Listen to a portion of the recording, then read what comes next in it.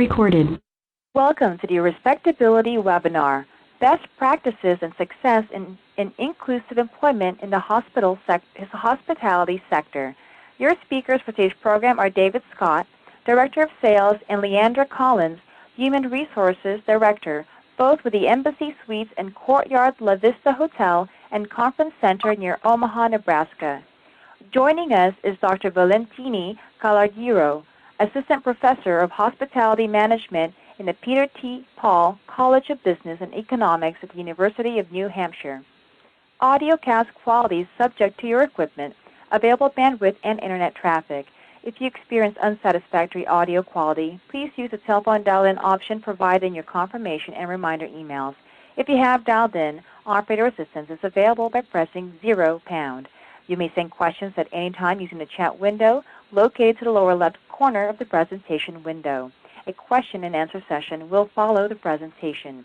Handouts for today's program can be downloaded using the program materials link in your confirmation and reminder emails, or from the document folder in the lower right corner of the presentation window. I will now turn the call over to Jennifer Mizrahi, President of Respectability. Please begin. Hello and welcome. Thank you all who have joined us today. We're very delighted to have you with us. Before I introduce our speakers who have a terrific presentation, I want to point out an important planning tool that we've created for you, along with a coalition of national disability organizations. This planning tool, which you can see on your computers, has a list of best practices that states can use when they're trying to expand job opportunities for people with disabilities. You can link to it here, you can download it here, and you can ask us at any point for questions.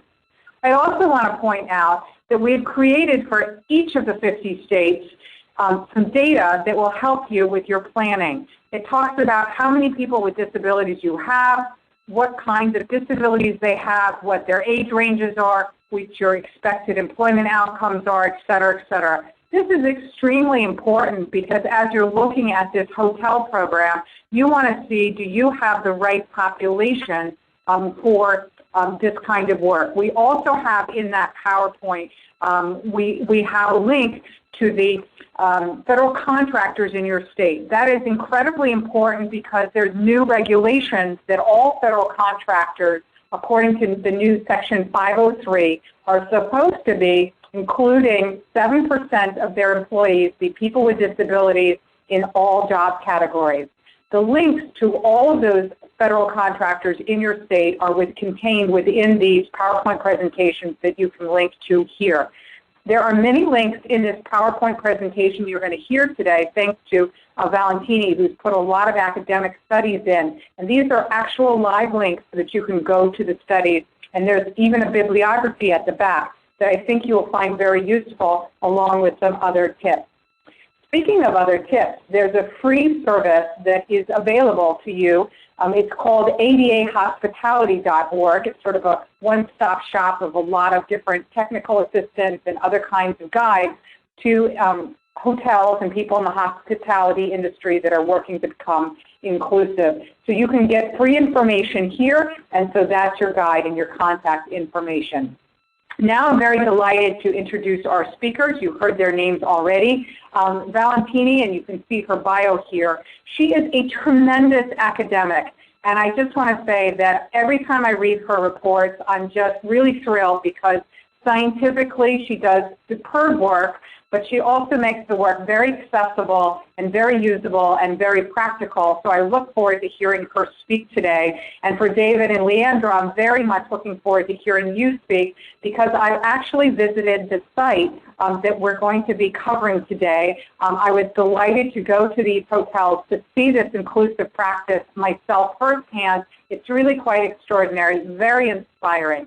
I know that we have 250 people joining us today for the call from all over. The kinds of practices that they are conducting here at this hotel properties is outstanding, but it's also very easy to replicate, and that's why I wanted to do this webinar.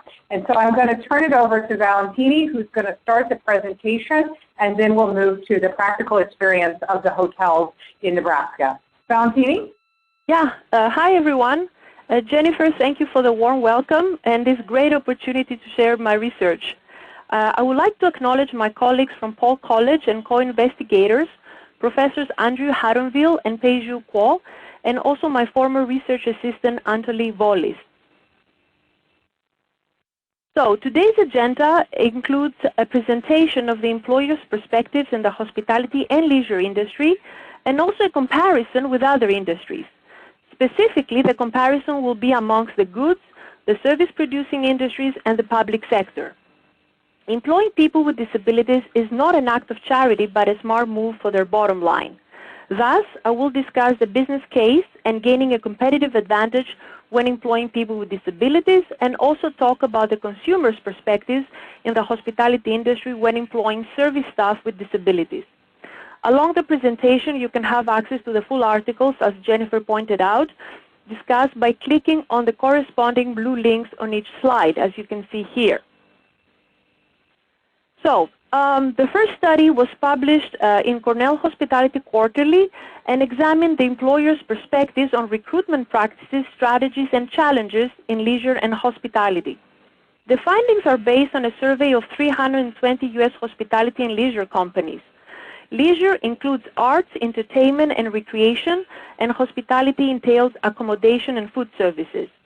The study also compared firms based on size, and specifically, large firms were defined as employing over 250 employees, compared to mid-sized companies employing between 15 and 249, and small ones employing between 5 to 14. Concerns were different amongst different sizes of companies.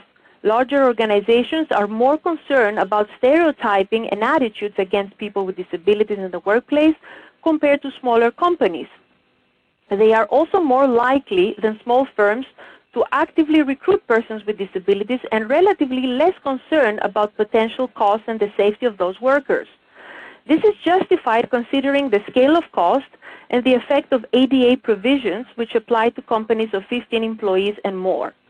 Overall, 23% of surveyed companies employ people with disabilities, and 16 actively recruit them, meaning going beyond what the law requires. Visible management commitment was an accepted best practice by all company sizes. Top concerns amongst the employers include cost, lack of skills and experience, supervisors' uncertainty on how to discipline, evaluate, and manage employees with disabilities, low productivity, and safety. Those concerns eventually boil down to the bottom line. Let's discuss ways that those concerns can be addressed. First, the concern of cost is addressed by collecting more information, hard data, about the employment of people with disabilities, including their job performance, attendance, retention, productivity, accident and injury rates, and also incentives given by the government. The second concern of lack of skills and experience is also addressed the same way, by collecting hard data on job performance, productivity, and accident and injury rates. Finally, the concern of supervisors and managers lacking the ability to manage workers with disabilities can be addressed by providing them with proper and formal training. The second study, that was also published in the same journal, Cornell Quarterly, is comparing the 263 hospitality and leisure companies to 3,126 firms from other industries, with service-producing industries being more likely to actively recruit people with disabilities compared to goods-producing companies. Appendix 1 that you can find at the end of the presentation shows that the public sector has the highest rate of employment for people with disabilities, that is 10%, compared to the lowest rate that is in the goods-producing industry that averages 8.2%. The industry that has the lowest rate of employment for people with disabilities is construction, and the one with the highest rate is transportation and warehousing with 10.6%. The hospitality and leisure industry has a relatively high rate of employment that is 9.2%. However, most of the employees with disabilities work in the back of the house, and it seems that one of the main reasons can be attributed to customer attitudes being the biggest concern in hospitality firms compared to other service-producing companies.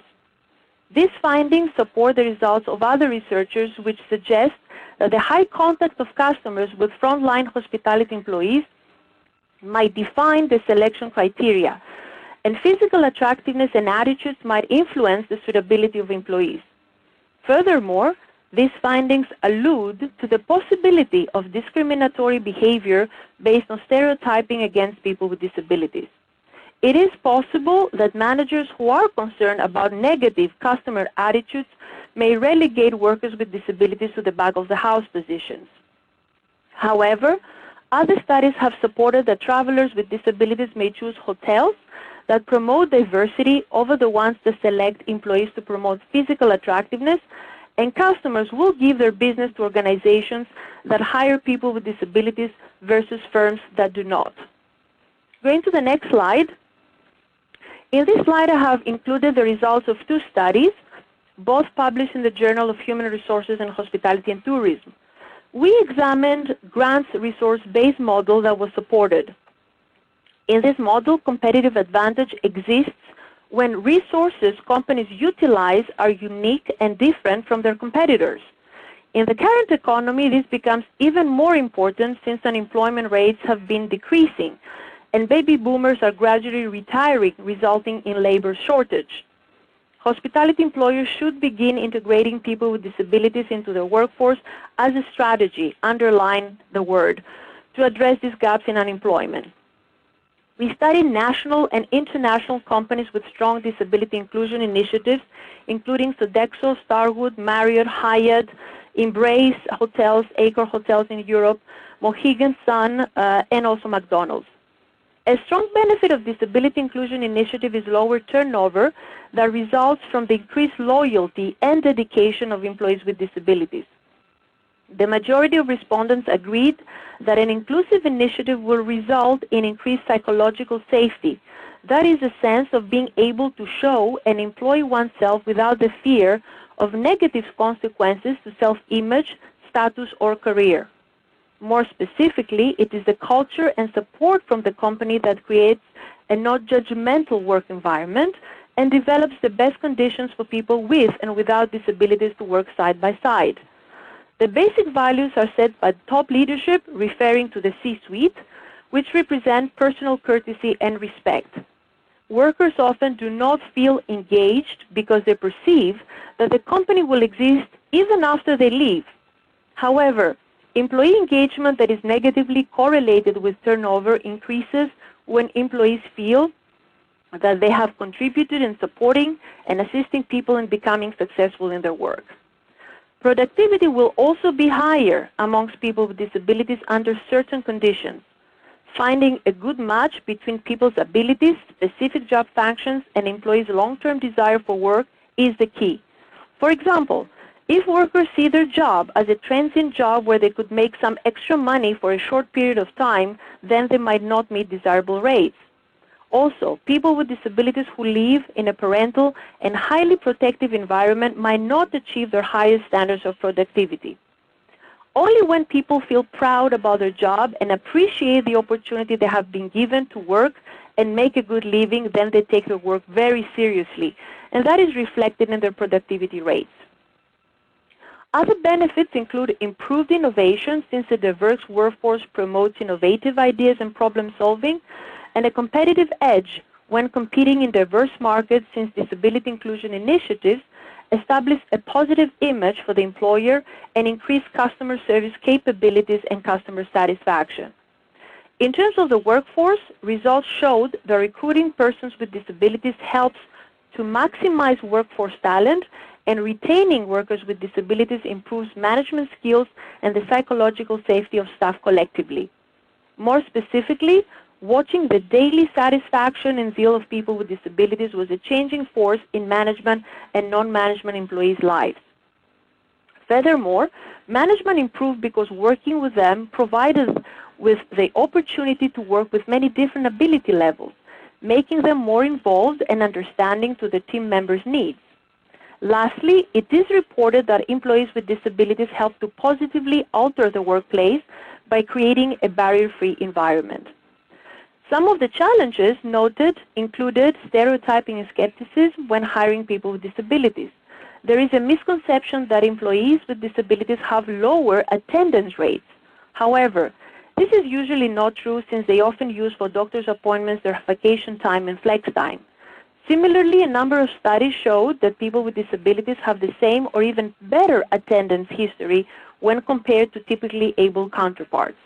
As one worker quoted, "I'm not going to stay home unless you tell me." People are not used to working with people with disabilities. Especially in hospitality, there is a misconception that guests do not want to see people with disabilities working in the front of the house because they provide poor customer service and do not look as attractive as typically able people. A stream of our new research in restaurants, published at the International Journal of Contemporary Hospitality Management, demonstrates that purchase intentions vary depending on the dining occasion.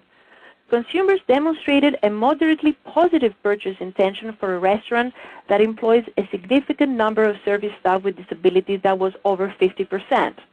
However, the purchase intention varied by dining occasion. We examined 3 dining occasions: a family and friends occasion, a romantic, and a business occasion. The purchase intentions were higher when customers patronized a restaurant for a family or friends occasion than in a business or romantic occasion. So, the practical implication is that hiring a significant amount of service staff with disabilities might be a better strategy for restaurants that target family and friends gatherings. Meanwhile, managers need to be more strategic when they assign employees with disabilities to serve guests who are in a business or romantic dining situation. In a new study, we are examining potential biases and concerns about service quality when guests are served by people with disabilities in the front of the house and how different types of disabilities may play into such concerns. Continuing with the same studies, the best suggested disability inclusion practices include setting formal training practices. For example, hospitality companies could use on-the-job training and job coaching to teach people with disabilities the desired job and social skills. Safety can be viewed as a concern only when the necessary training is not provided. However, even after safety training is provided, often typically able employees cut corners in contrast to employees with disabilities that better understand pain because of their disability. Finally, employers should consider offering to employees and managers disability awareness training programs for managers to erode communication barriers that may exist. Holding all employees accountable to the same standards and expectations and having regular performance appraisals are some suggested practices that can alleviate possible contempt from typically able employees based on the perception that they carry the weight of their counterparts with a disability. Also, depending on the size of the company, having a dedicated department or person assisting employees with disabilities with training and accommodation is advisable. Hospitality employers should also partner with their states, school systems, local agencies, including rehabilitation agencies and disability groups.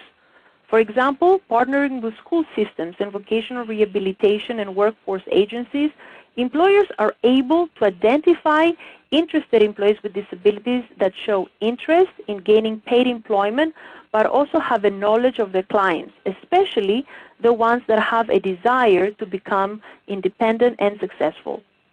Finally, another practice that can reduce stereotyping is establishing disability champions and ambassadors that will educate management and non-management about the value that people with disabilities can bring into the workforce.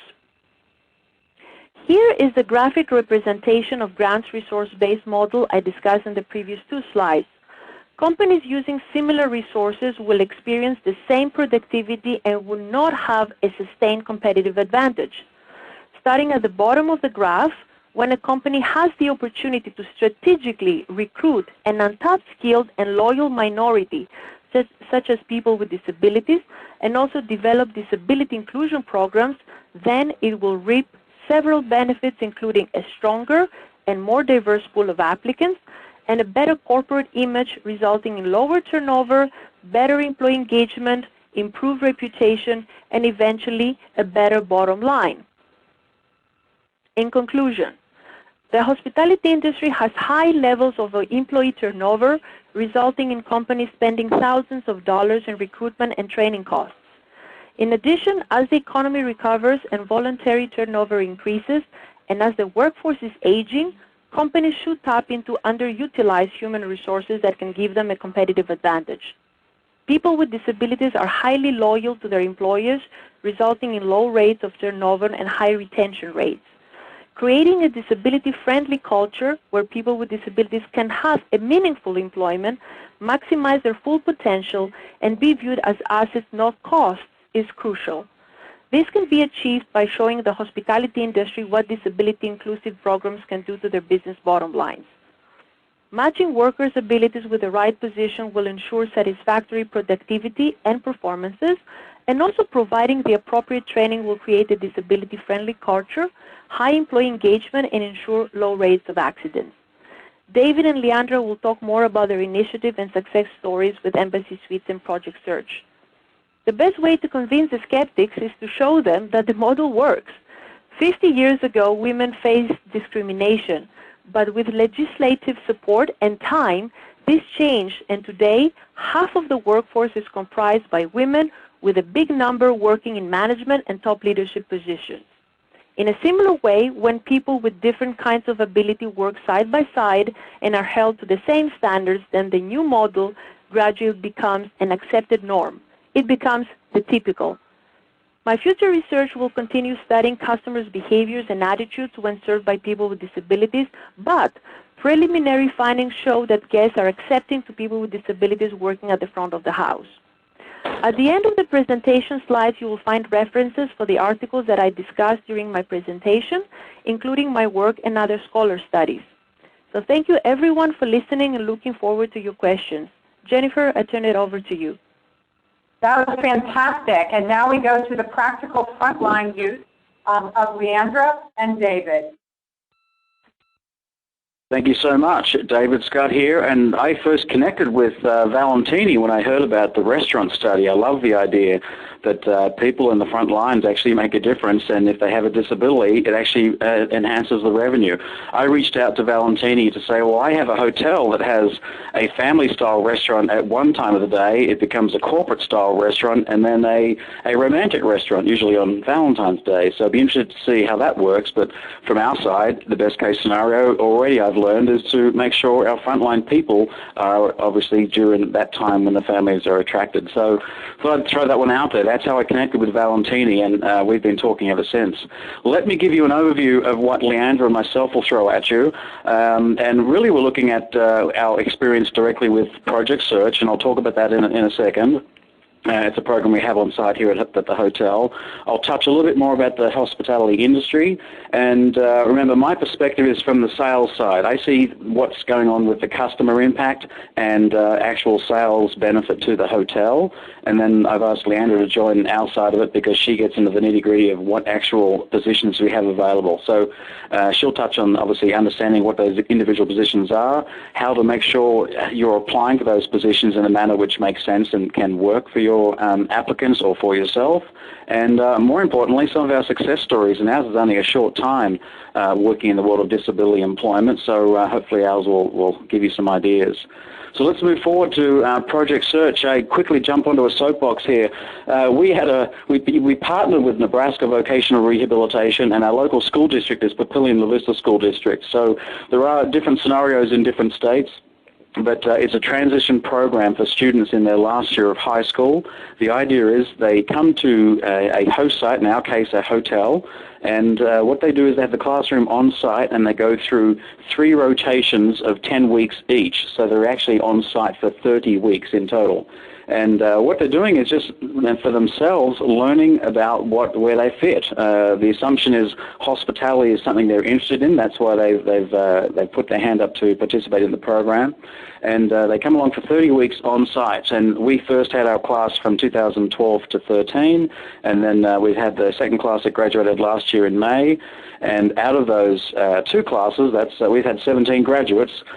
16 were hired, and 9 of those were here on property.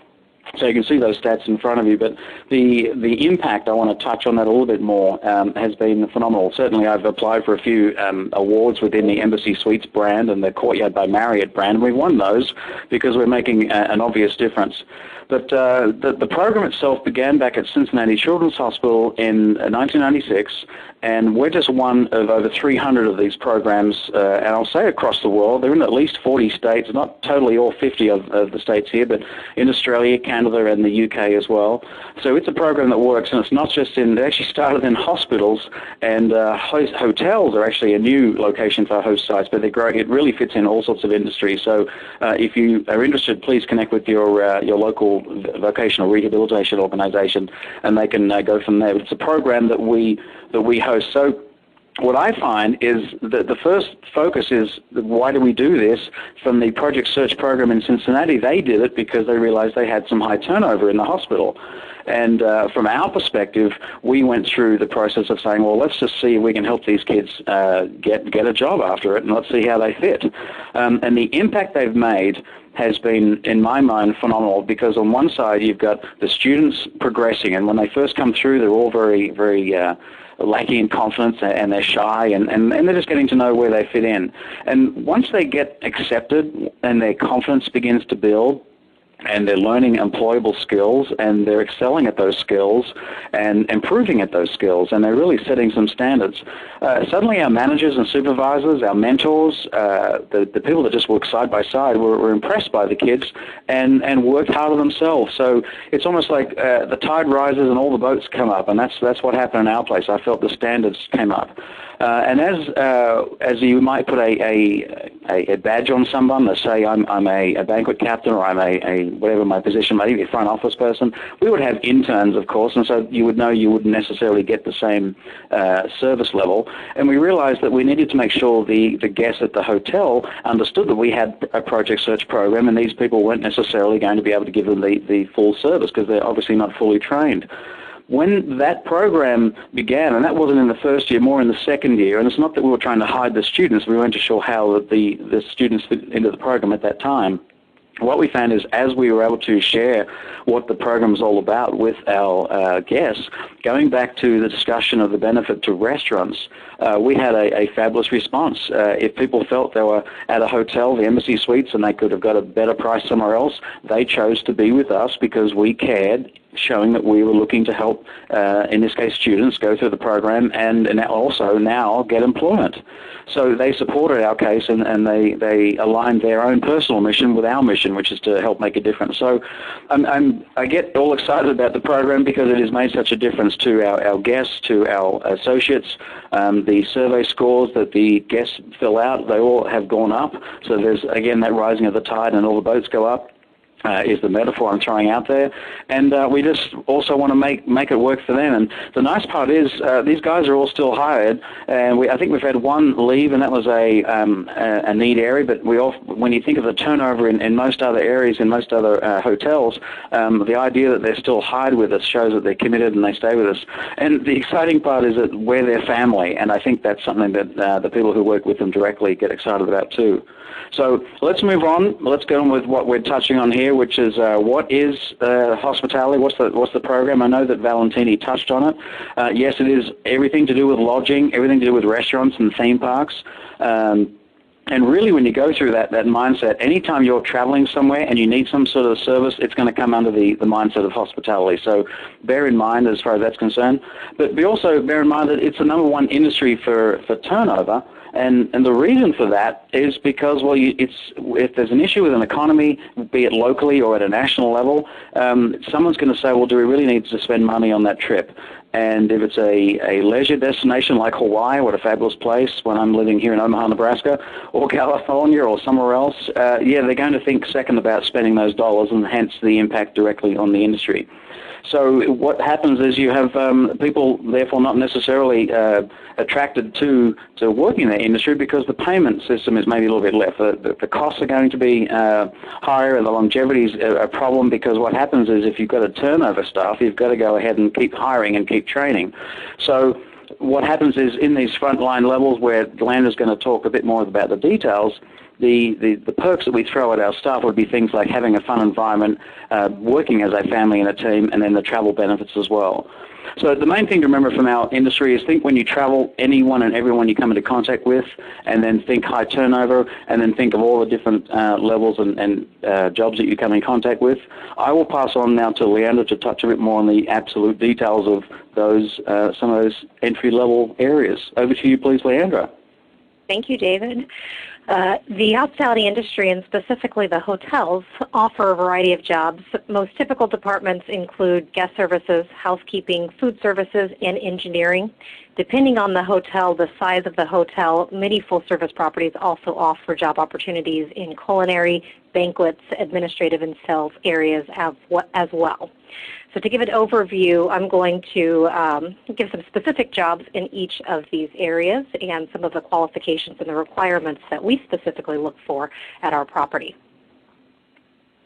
So first is our guest services area, and there are three main positions that comprise this area. We have our front desk agents, our phone operators, and what we call a bell person position. It's often our concierge or van drivers as well. And in these front areas, they're in front of the guest at all times, and communication is really what it's about: confidence, decision-making abilities. Individuals who just have that natural instinct for customer service, have a friendly, proactive demeanor, but are also able to resolve problems with confidence. We give a lot of empowerment to individuals who are in these types of roles to make it right with the customer, so that they don't always have to utilize a supervisor or a manager for some of these decisions. They know exactly what the guests want, and they're able to resolve their issues. I do want to point out that in the hotel world, it is a very fast-paced environment, no matter what position you're in. Our phone operator, which is also sometimes referred to as a PBX operator, is actually one of the only sedentary positions that we have within the hotel industry. At this point, we haven't had any project search students placed into our guest services positions, but we are starting to open up some internship opportunities hopefully here in the future. We have our housekeeping positions as well, which is necessary for every hotel. And 4 different areas we have are the room attendants, which is most commonly known as our housekeeping positions. We have public area attendants, laundry attendants, and also our housekeeping utility, which will be visible here on the next slide. This is actually what we consider to be one of the most entry-level positions for our hotel, and we often hire individuals who have minimal experience in these roles. It is also one of the more physically required or demanding positions as well. It is very fast-paced. We do have some strong productivity measures that we have to meet, but it's a position that can be very repetitive no matter which of these areas. Essentially, it's cleaning and attention to detail, being able to follow precise directions, checklists, and meeting those productivity standards in that fast-paced environment are the key attributes for these areas. It's where we've had the most success in placing some of our project search students, and you can see a few of our individuals that have recently been hired. Lori is a public area attendant, so she's visible with all of our guests throughout the hotel. She cleans public restrooms and the banquet space, the workout rooms, pool areas, and just maintains a high level of cleanliness at all times. Connor and Amy both work in our laundry department, and they're responsible for loading the washing machines, keeping the machines loaded at all times, moving them into dryers, and then folding the linens when they've come out. They also are responsible for keeping the closets on each floor stocked so that our room attendants have the necessary tools and supplies that they need at all times. Our housekeeping utility position, which is often referred to as a house person or houseman position, is also one where we've had success, and Sean and Daniel here have been successful in this role. They assist the room attendants or the housekeepers, and they serve as a liaison between our laundry department and our housekeepers. They help to strip bedding. They help to deliver supplies to the room attendants, keep their carts clean. They move all of the dirty linens from the rooms down the chutes so that the laundry department can then collect them and launder them there. And I've got a quick tidbit on Sean, who has been very successful, and he's been one of the most productive house persons that we've had actually to date. And he was voted housekeeping king by his peers during our annual Housekeeping Week celebration. So we are really proud of him for that. Another area that some of the larger hotels, or what we call full-service hotels, and actually even some of the smaller hotels are starting to include, would be food and beverage or food services areas, breakfast attendants, servers, whether they're banquet or dining room servers, hostess, bussers, and includes our culinary departments as well, prep cooks, line cooks, stewards, and banquet setup. So the requirements for these positions include, for the front of the house associates, which are servers, strong communication skills, being able to utilize some technical skills as well with some of our systems. Physical requirements are necessary for some of the back of the house positions, such as our stewards or setup and busing positions. Just like housekeeping, attention to detail, following precise directions, being able to work in that fast-paced environment is necessary for these types of positions. And we've also had some great success in placing some of our Project Search students into these roles as well. We have Bruce, who is become quite a dynamic individual. He works in our banquet setup, so it is a physical position where he's moving chairs and tables. He's also setting tables for our banquet events, with salt and peppers and the tablecloths there.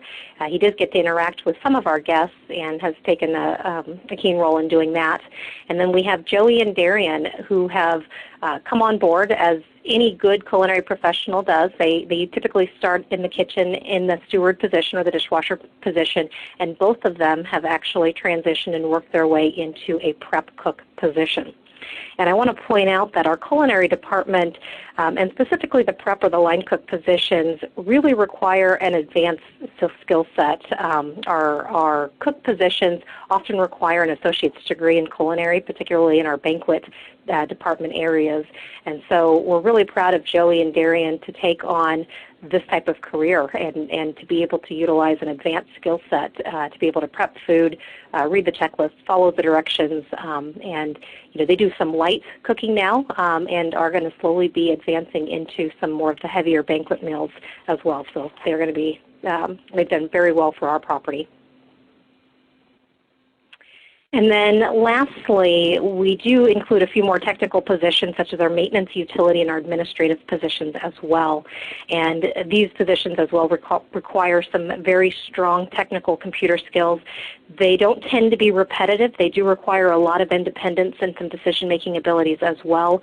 Communication skills include written and verbal skills are very important, as well as accuracy and the ability to multitask. So we have not placed any Project Search students into these two positions, but we do utilize them quite often in our internship programs. And two specific individuals who have done internships in the administrative areas have gone on to secure positions actually at our local library as library aides as well. So an important part of getting jobs within the hospitality industry, actually for all applicants, not just applicants with disabilities, is really knowing how to tailor their application to the positions they're applying for. And resumes are very helpful to have on hand. They're great to have as a guide, and I think everyone should have a resume. They're required for management and high-level positions, but they're not always required for entry-level positions. Most companies use an online application system, as we do, which can take upwards of 45 minutes to an hour to complete. And it's really important and absolutely essential that that application be filled out completely and accurately, or applicants may get disqualified right off the bat without even being reviewed or being filtered to the hiring manager to be able to see that application. So there are some criteria. So it's important, some criteria that filter out those applications, so it's important that they are accurate. And as recruiters, we do understand that many high school graduates are going to have very little experience, but it's important to note that a blank application is not helpful for us. And even more annoying to a recruiter is a list of classes that are taken in lieu of work history. So, I know that can become a catch-22 for many young professionals.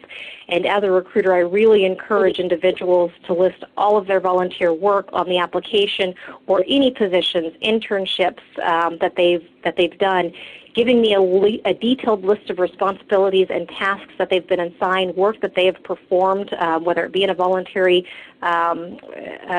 position or in an internship position, as well as a list of accomplishments is very helpful. So also in lieu of a resume as well, a cover letter may be very helpful to help explain some of the reasons for gaps in employment, to be able to summarize overall experience as well, because in the end it really is about showing the employer that they are the most qualified applicant for the job.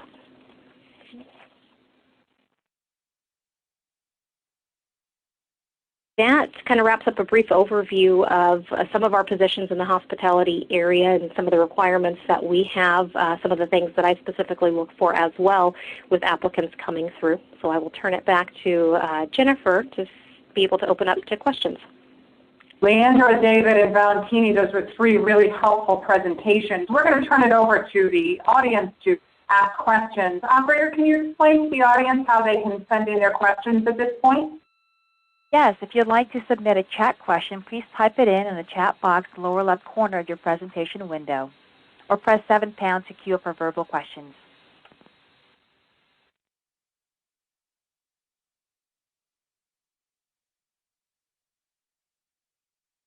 While people have time to type in questions, and we do hope that you'll type in questions, let me just point out that all of our webinars, we put them online. And there are 4 that I want to draw your attention to. One from Mathematica on best practices on inclusive employment. It really takes a study and takes a look at what the public spending has been in terms of trying to get jobs for people with disabilities, what's working, what's not working. It's millions and millions of dollars of studies, all condensed into a 1-hour presentation. We have a 2-part for Project Search, which talks about how it works nationally. And as David Scott mentioned, they're in about 300 locations around the world now. They're getting outstanding performance metrics for young people with disabilities, where they're taking people often with autism and intellectual disabilities and who have generally a 20% expected employment rate, but they're getting, with their alumni, over a 70% employment rate, so outstanding program. There are other great programs like Bridges, and we're really happy with the Promise program and some others, but we want to highlight that one. The conference call with Governor Scott Walker, what he's doing in his state. A terrific webinar with Rita Landgraf, the Secretary of Delaware, who talks about what their state is doing as they implement WIOA. And we really want to encourage you to always be involved in all of our webinars. Operator, do we have any questions on the line? No audio questions currently, but we do have some chat. Please, I'm not seeing the chat for some reason on my computer. Question. So maybe, operator, you can read it out? Absolutely. Our first question, let me go and scroll through here, comes from, let's see, here comes Lucy asking, is it possible to receive a copy of the speaker notes of the script?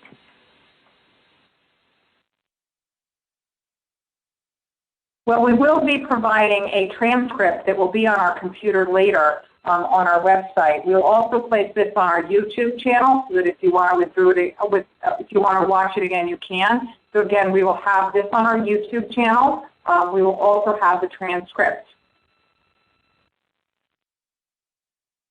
Okay. Other questions, operator? Next question is, let me see here. This is a question for David Scott.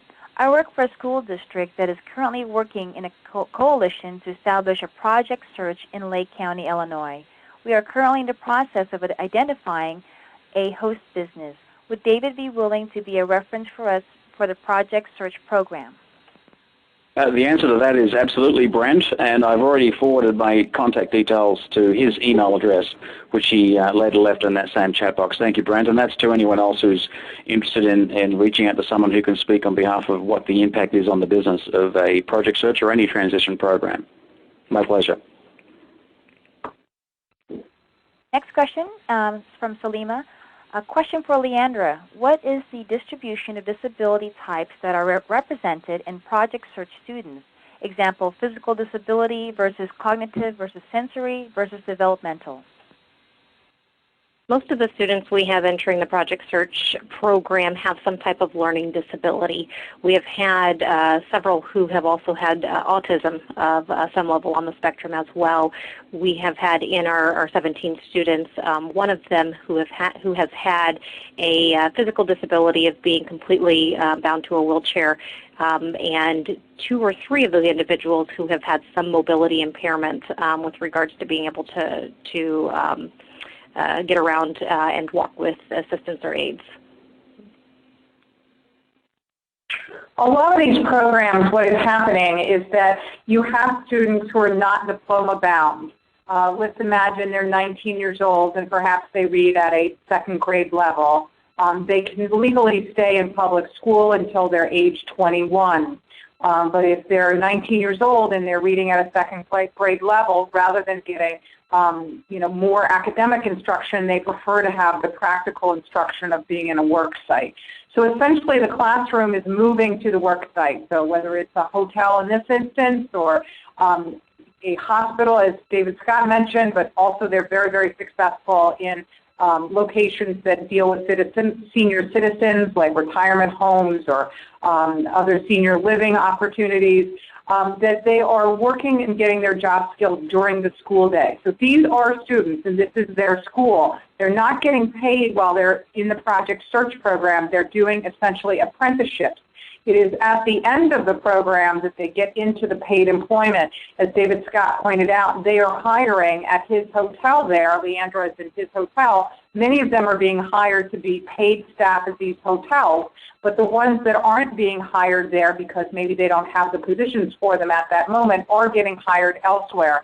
And nationally, there is a performance outcome of over 70% of these students who are getting paid competitive integrated employment. Many of them wind up getting benefits from their employers over time as well, which reduces very significantly the number who are living on government benefits. This is a population overall that one would expect a 20 to a 30% employment outcome, but instead of getting a 20 to 30% getting jobs, you're getting 70% getting jobs. That means for every 10 young people going in the program, 7 of them are working instead of 2. That's a tremendous improvement over what we've seen in other programs and a really wonderful rate of return for taxpayers, because when you have a young person with a disability, when they're 21 years old and they leave the school system, the school bus stops coming, if they start to sit on their parents' couch with nothing to do and living on benefits, once somebody is sitting on the couch and collecting benefits, 95% of those individuals will never work, to the extent that they get off benefits. And so it's very important, these transition programs, and as the WIOA is being implemented, this is these new government programs, new fundings for this, this is an extremely efficient rate of return on taxpayer money because you're getting such very, very high employment outcomes, and we see it's good for the employers like David and Leandra. More questions, operator? Next question is from Kathleen. What are some of those criteria that can filter an individual out when completing online applications? Also, do you use supplemental assessments? And if so, what are your recommendations when a student is completing it? Thank you for your time. Leandra, that sounds like one for you.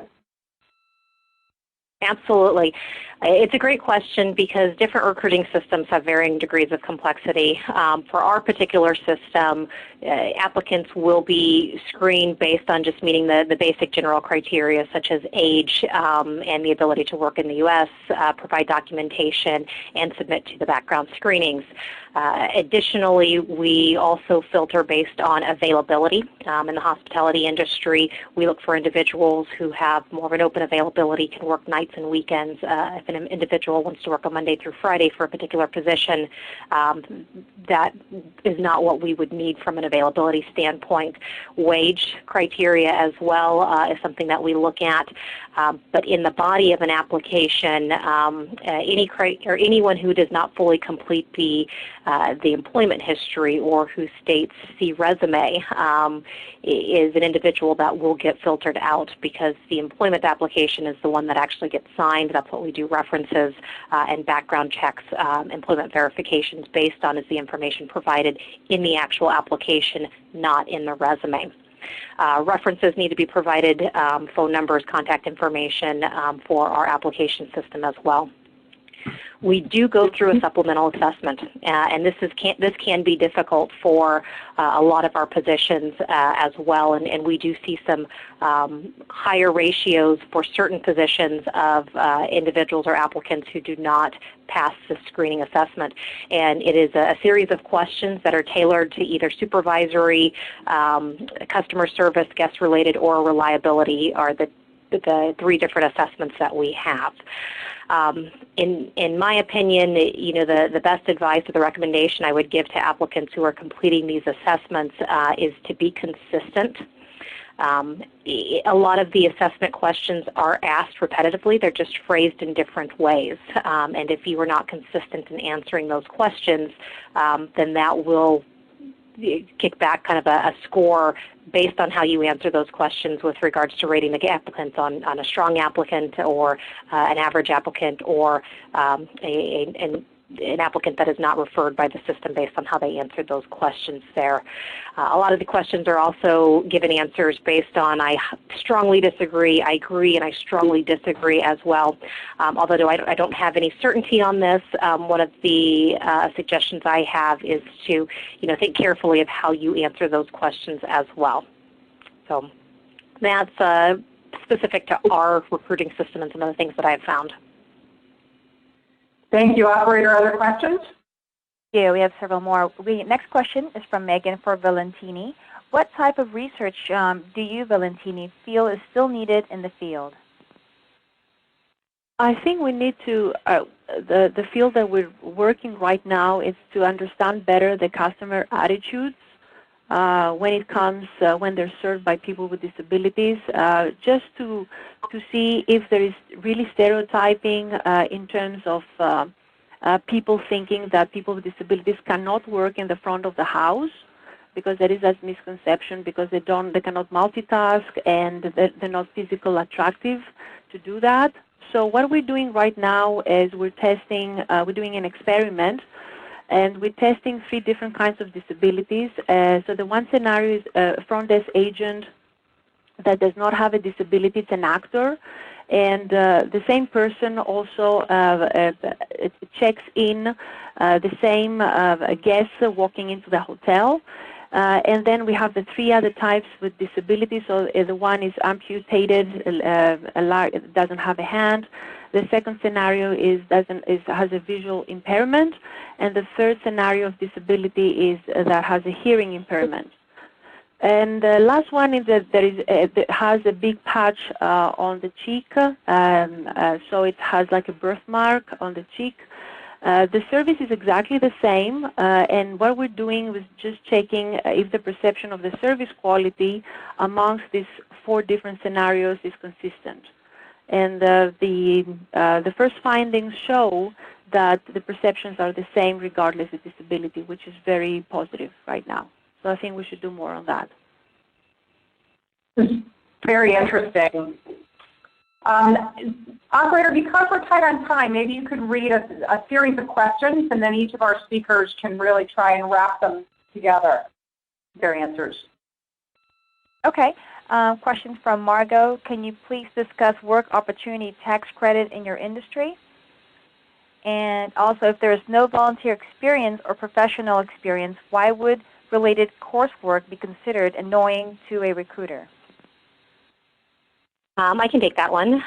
With regards to the WOTC credits, our industry hires a variety of individuals, and so we do have many that qualify for this tax credit, whether it's an individual who was hired based on their disability, their low income, their felony status as well.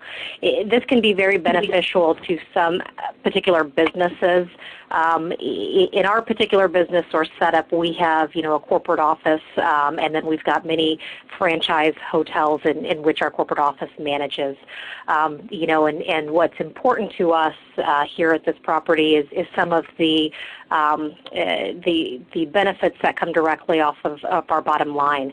There are a lot of requirements in order to go about getting this tax credit, which includes monitoring the hours and reporting based on those hours as well. So oftentimes those initial benefits and the savings aren't immediately impacted.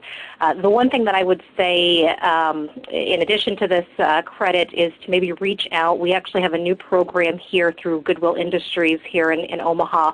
They've been afforded a grant and have talked with us about completely reimbursing for wages, not based on tax credit, but based on actual wages that worked. So it's a check that comes directly to us, which is a great incentive as they reimburse for their paychecks. And so that is something that we are going to be exploring a little bit more here locally with our area, which myself personally finds a little bit more beneficial and kind of serves as an immediate impact. To move on and answer Cynthia's questions with regards to the related coursework, a high school graduate who has no experience, no volunteer experience, as a recruiter, it's very well, expected that high school graduates are going to have to go through required coursework. So every high school graduate goes through a very similar coursework, and so to list the related classes that they've taken, it's kind of a guarantee. It doesn't set them apart above and beyond other applicants because we know they have to take these classes. They're required. So unless they're in a particular program that highlights, something that's specific to the industry, our local school district has one in which our senior associates are able to do dual credit and get college credit, earning an associate's degree while still maintaining, being in high school and maintaining high school credits as well.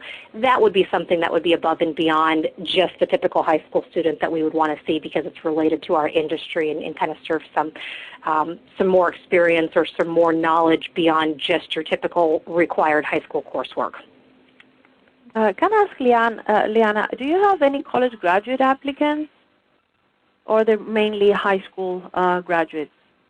No, we recruit locally from colleges as well. We have a variety of applicants, some who are specifically going to college for hospitality careers and degrees, other college applicants who utilize this just as a job through their college careers. Okay, because I had several also students from the university that graduated from the hospitality department with a disability, and of course they went for a managerial position, of course.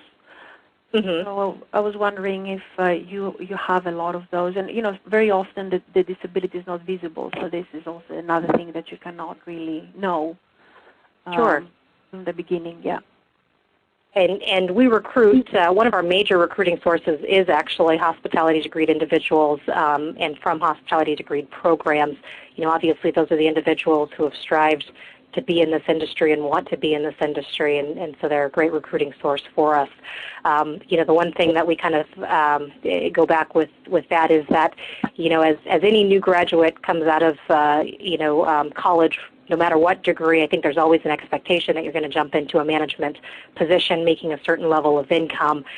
So the realistic approach that, even as a college graduate, you may sometimes have to start and work your way up. Maybe not necessarily jumping straight into a management role can sometimes be a challenge for us. Yeah, tell my students about it. I think they're listening right now. Thank you for that. So I want to thank our speakers who have been tremendous, David and Leandra and Valentini. It's been really fantastic. I want to thank the hundreds of people who joined us for this webinar for taking the time to do so and to let everyone know that, again, all the materials are online and you can have free access to them. There are a number of links to things that can help you, including the studies that were done by by Valentini and others. Also at the front, you saw our toolkit on best practices in terms of trying to expand employment opportunities for people with disabilities in your state, as well as state-by-state PowerPoints that give you statistics on your population and your outcomes for people with disabilities and employment in your state. We're a nonprofit organization. All of this is done for free as a public service. We are very, very honored and delighted to have such terrific speakers. So I want to thank our speakers very much for being with us. And please, those of you who are on the line with us, you will be getting an evaluation form. We do appreciate it if you can give us constructive criticism and give us know when we're doing something right as well, so that we can always do a better job here. On behalf of Respectability, I want to thank you all for a terrific webinar, especially to our speakers. Thank you very much. Ladies and gentlemen, this concludes today's Respectability webinar. Thank you all for attending.